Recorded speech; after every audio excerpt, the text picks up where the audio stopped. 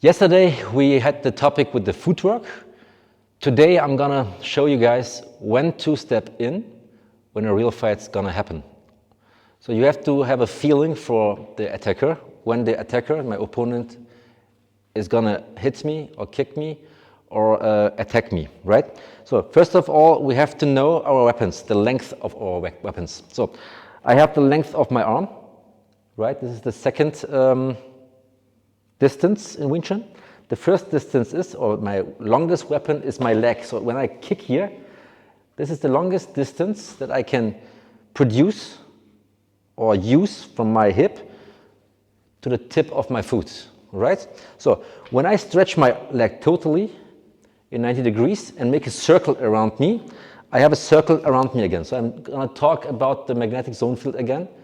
And again, best greetings to Daisy Fu Emin. This is his topic. I learned this year, 20 years ago, and I always use it and use it still and will use it in the future too. All right? So the length of my leg is the border of the circle. So if you imagine in your mind, you have a circle around you, which your distance from your leg. You have the distance from your circle. This is the plus pole, so it's the magnetic zone field. The opponent is the opposite of this magnetic field. So when I'm plus poled, my opponent has the minus pole. So as soon as he touches with his foot, the line of my border, we attract each other. So it's about to shock the opponent and not to wait. I'm watching so many YouTube videos. People are waiting, like against MMA fighters, kickboxers, Thai boxers, boxers. They make a hook and knock the people out. So they didn't understand the idea behind it. So don't wait for him, right? If the opponent is much bigger and looks stronger than you, right? Don't wait for him. So as soon as he touches the border, we have to attract each other. So I have to control his center line again. So his weapons are showing away because I divided his attack, right? He wanted to punch me, my elbow is bent, so I force his arm to go away. His center line is turning because I bended my arm, so I divide his arm, his attack, away from me. So my center line is looking and facing to his center line, but his center line is watching away. All right? So you can do that in very many variations. He's giving me a punch, for example. I can go inside. So this would be destruction, right? You didn't expect that. So if you give me 2 punches, for example, I can go again. So if we collide with the arms, I have to use my chi sao skills. So I have to feel, where does the pressure goes? Do I have to do a bong sao, a tan sao, or just a punch?